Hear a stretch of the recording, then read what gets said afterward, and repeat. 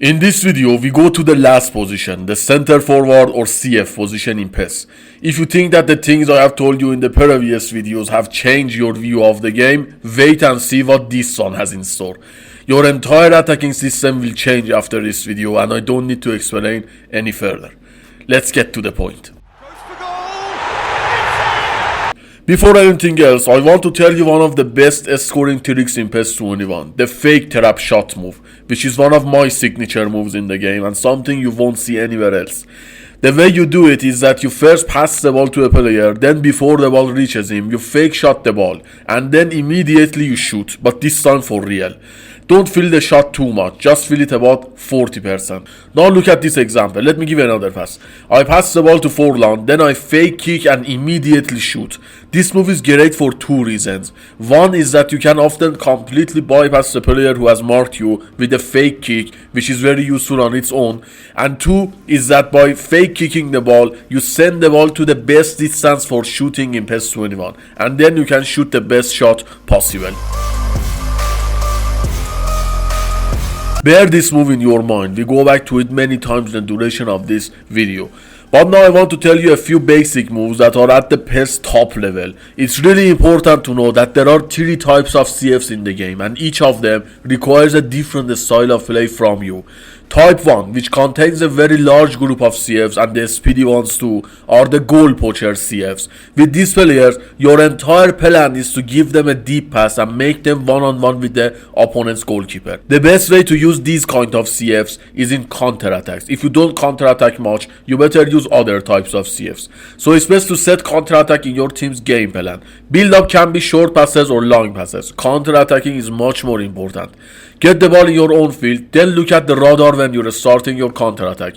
Whenever you saw your CF starts running on the radar, or if you saw him do it on the screen yourself, give him a true pass with triangle. But since with goal poacher CFs you get into one-on-one situations over and over again, I'm going to tell you some useful tricks for scoring in one-on-one situations. The first scenario is when you're approaching the opponent's goal in an angle like this. At the last moment, take your hand off the speed button. Hold R2, aim for the opposite post of the goal and fill the square very low. Watch this example.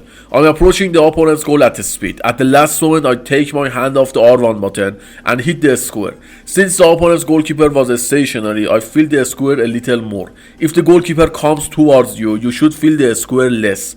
This was the first scenario. Another scenario that you may encounter with goal poacher CFs is when, like what you're seeing now, you're approaching the goalkeeper at a bad angle and the opponent's defenders are positioned in such a way that you cannot easily turn towards the goal and take an R2 shot.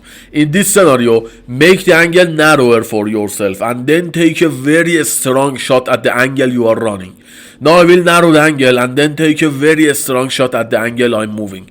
As you have seen, this trick is very useful, especially in spaces where you do not have much hope of scoring your one-on-one.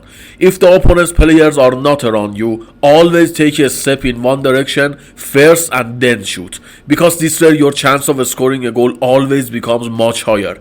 Even if you want to take an R2 shot, if the opponent's players are not around you, it's always better to first take a step and then shoot. But if you're going to take risks or you like scoring special goals, you can also try to send the ball to the goal from between of the goalkeeper's legs, which we call it لای زدن in Farsi.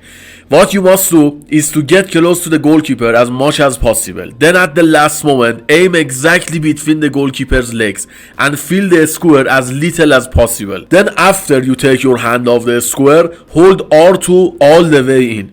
If you press R2 while your hand is still on the square, your player will take a curved shot. But if you press R2 when you take your hand off the square, your player will take a straight kick. And this way the probability of sending the ball in between of the keeper's legs goes higher. Now I'm taking Forlan out and I want to use a player who has the target man playing style. For example, Kluivert is a target man.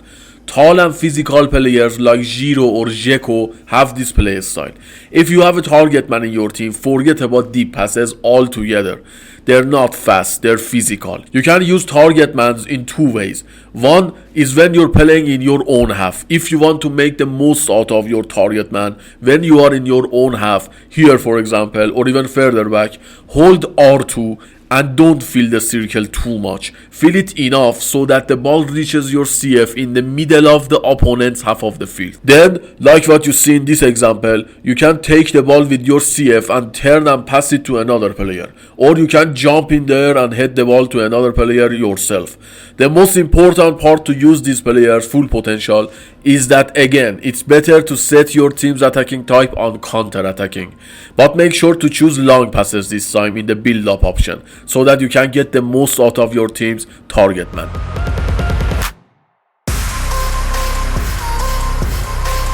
But their main feature is their height and heading ability. Always cross to them from the sides of the field. If they are the farthest player from you, like now that Kluivert is the farthest player from me, hold R2 and fill the circle 100%. Then hit the ball.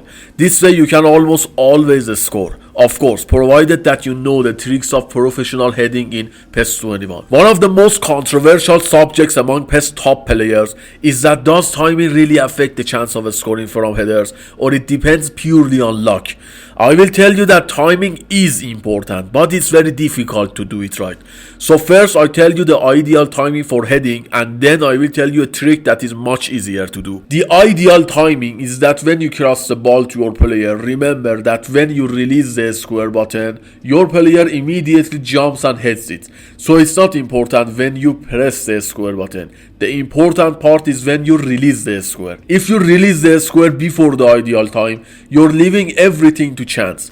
But if you release the square at a time when the player can immediately jump and hit the ball, you have done the best possible timing or ideal timing.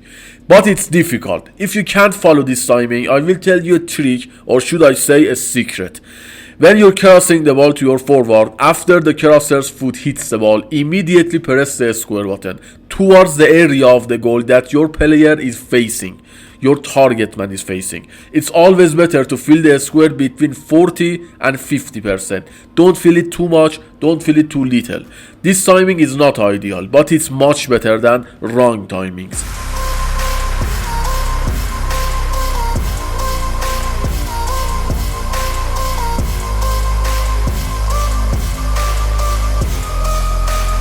The next thing to know about the target man playing style is that when you're not on the wing and you're attacking from the center, they will turn towards you, and since they have great physical strength and usually are great shooters, you can pass the ball to them and wait for the opponent to come and stick to you from behind.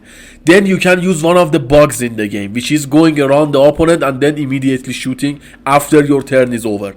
This is one of the bugs in PES 21, and of course one of the well-known bugs in the game too. You can almost always score a goal by doing this move, as long as you start the turn without holding the split button, as you saw, and then at the last moment hold the split button and shoot immediately. If the conditions were such that you couldn't hold the split, don't hold it, but shoot in the same direction that your player's body is facing. But the third playing style that a CF can have is the fox in the box playing style. As you have seen so far, the playing styles of players makes a lot of difference in how you should use them. This third style is also no different. Michael Owen is a player who has the fox in the box playing style. The right way to use them is a bit complicated, but I will explain it to you in a simple way. These kind of CFs are more useful in possession game, and to make the most out of them, you must set your team's build up on short passes. You can make the most out of them in two ways. One is when you enter the opponent's penalty area from the sides. Wait for them to step back and then pass the ball to them and hit the final shot immediately. The second way is again to use the fake trap shot.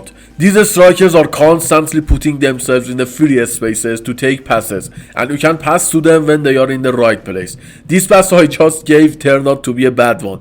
You can pass to them and use the fake trap shot move and score. The final point that I want you to understand is that in many cases, the playing style of a player is more important than his abilities or stats. For example, Romario is a very fast player, but given that his playing style is fox in the box, he cannot use his speed to penetrate the depths of the opponent's defense. Instead, a CF like Forlan, who is a goal poacher, is much better for penetrating the depth of the opponent's defense, even though his speed is much lower than Romario. So remember that in many cases, the priority of the player's playing style is higher than his abilities or stats such as speed or acceleration or anything else.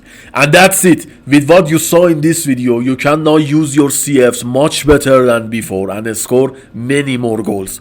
This video, like all the videos on this channel, was a translated version of the original video from Farsi to English. This video also has a longer version that is only published on the R-Word Academy website and for users in Iran. In that version, there are many more moves, explanations and tips, and the full version of my video is that version. But here I told you the most important things you needed to know. I hope you enjoyed it. Stay tuned for the next videos on this channel and for becoming a professional PES player.